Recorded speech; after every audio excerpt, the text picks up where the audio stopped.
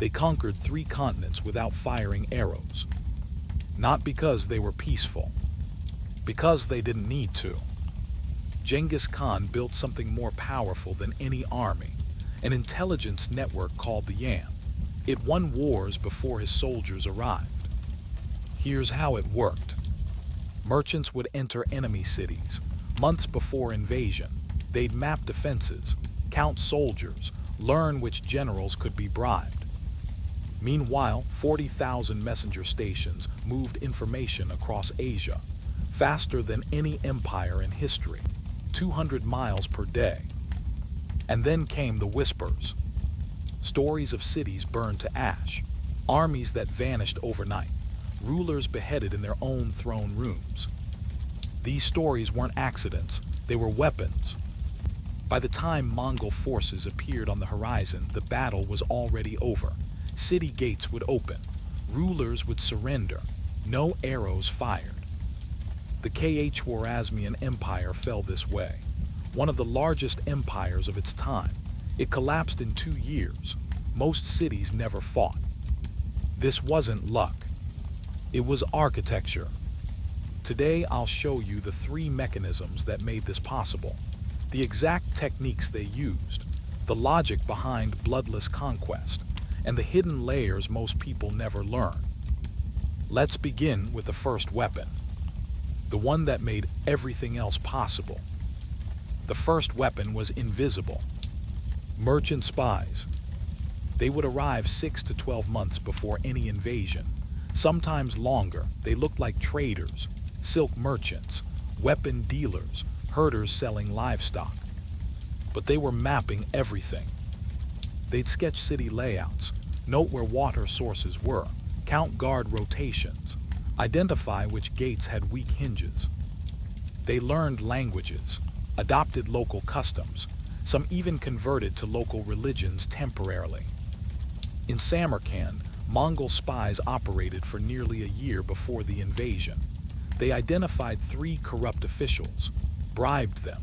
When the Mongol army arrived, those officials opened the gates from inside. No siege necessary. The second weapon was speed. The Yam system, a messenger relay network spanning the entire empire, 40,000 stations. Each station held fresh horses, rested riders, food, supplies. A message could travel from China to Persia in weeks. European kingdoms took months to send information half that distance. This meant Genghis Khan knew enemy movements before enemy generals did. When the Jin Dynasty in northern China mobilized troops, Mongol commanders received intelligence within days. They repositioned forces before the Jin army even left their staging grounds. The Jin thought they were being clever. They were already countered. The third weapon was terror. Calculated, surgical, psychological. When one city resisted, the Mongols would make an example. Complete destruction. Every building burned. Every inhabitant killed. Then they'd ensure survivors escaped. Those survivors would run to neighboring cities.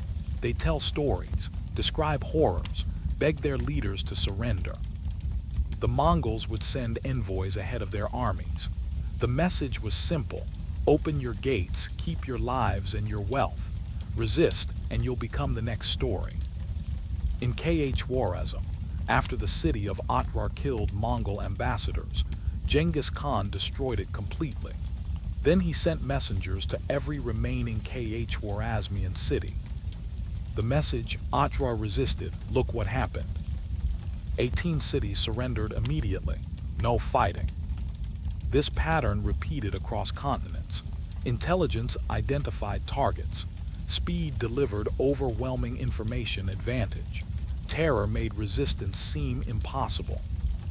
By the time Mongol soldiers arrived, the war was finished. Cities didn't fall to arrows. They fell to information. Speed beats strength. Always has. When intelligence travels faster than armies, you're fighting enemies who can't adapt. The Mongols received battlefield reports in 3 to 5 days. Their enemies needed 3 to 5 weeks. That gap was insurmountable. By the time a Chinese general learned the Mongols were mobilizing, they'd already repositioned. The general was preparing for an attack that would never come. Meanwhile, Mongol forces were hitting a completely different target. The enemy was always reacting, never acting.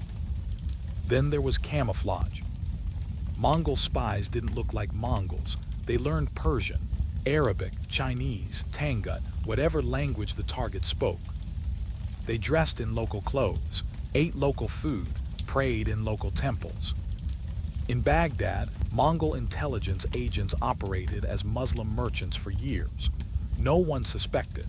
When the invasion came, those agents provided maps of the city's sewer systems. Mongol forces entered through underground passages. The Caliph never saw them coming. But the real genius was the surrender equation. Resist and lose everything: your city, your wealth, your life, your family. Surrender and keep it all, maybe even gain more. Genghis Khan didn't want to destroy cities. Destruction costs money. Dead people don't pay taxes. Burned cities don't produce trade goods. He wanted submission. So he made submission attractive. Cities that surrendered kept their leaders, their temples, their markets.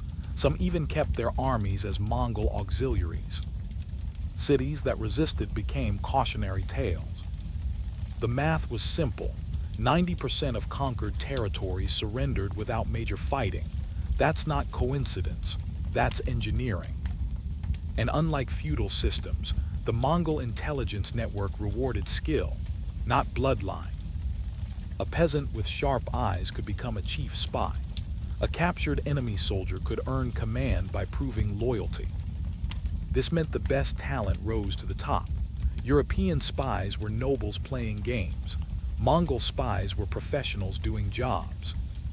Meritocracy makes better spies. Better spies win more wars. Without firing arrows. Nomads made natural spies. Mongol children grew up on the steppe. They learned to track animals across vast distances, read weather patterns, navigate without landmarks. Every child learned scouting, observation, survival in hostile territory. These weren't military skills, they were life skills. By age 10, a Mongol child could ride for days, hunt alone, find water sources others would miss. This created a culture of intelligence gathering. It was already in their blood.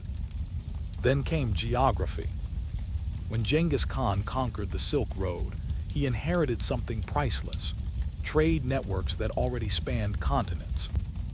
Merchant caravans had been moving information for centuries. They knew every route, every oasis, every corrupt official who could be bribed. The Mongols didn't build this infrastructure, they weaponized it. They took existing postal stations, expanded them, added military priority. What was once a trade convenience became an intelligence highway. European espionage was different, completely different. Medieval kingdoms were fragmented. Feudal lords controlled small territories. Information moved through personal messengers, slowly, unreliably.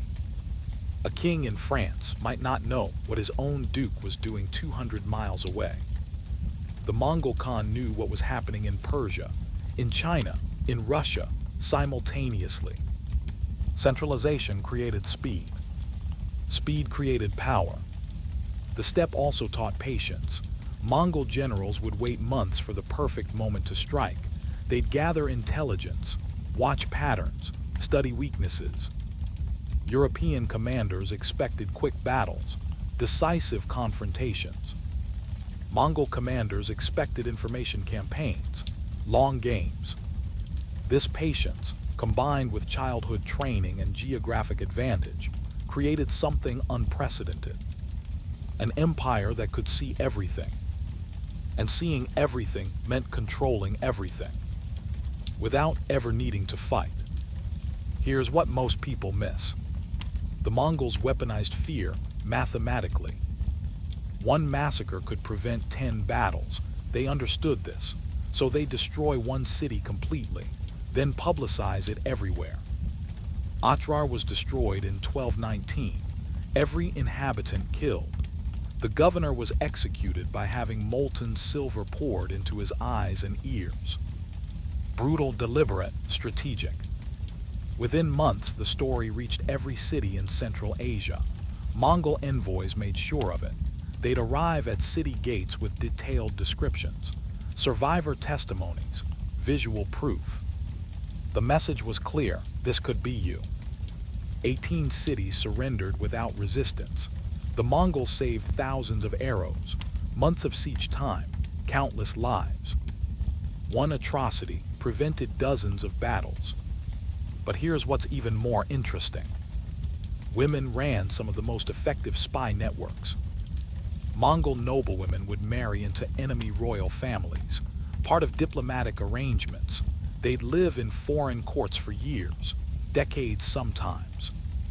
They'd befriend queens, advise princes, attend council meetings, and they'd report everything back. The Chinese Jin court had at least 3 Mongol women in influential positions. They provided intelligence on succession disputes, military budgets, grain storage locations.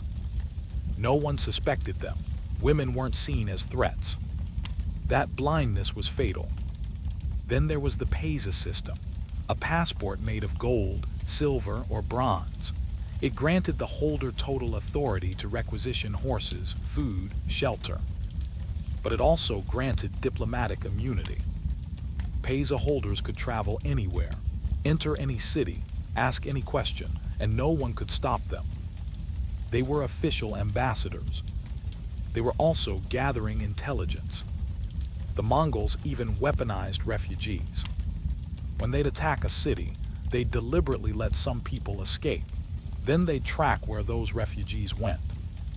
Those refugees would flood neighboring cities, overwhelm resources, spread panic, and tell everyone exactly what the Mongols were capable of. Free psychological warfare. And here's the archaeological proof. Conquered regions show remarkably few battle sites. Mass graves are rare. Most cities simply open their gates. The evidence supports the legend. Information conquered empires. This changed warfare forever. The YAM network became the first transcontinental intelligence system in human history. It connected the Pacific Ocean to Eastern Europe. Information flowed across 10,000 miles. Nothing like it had existed before. And it created something unexpected: peace. The Pax Mongolica, a century of relative stability across Asia. Trade flourished because the intelligence infrastructure kept routes safe. Merchants could travel from Venice to Beijing with Mongol protection. That protection existed because information traveled faster than threats. But the real legacy was strategic. Every major empire after Genghis Khan copied his methods.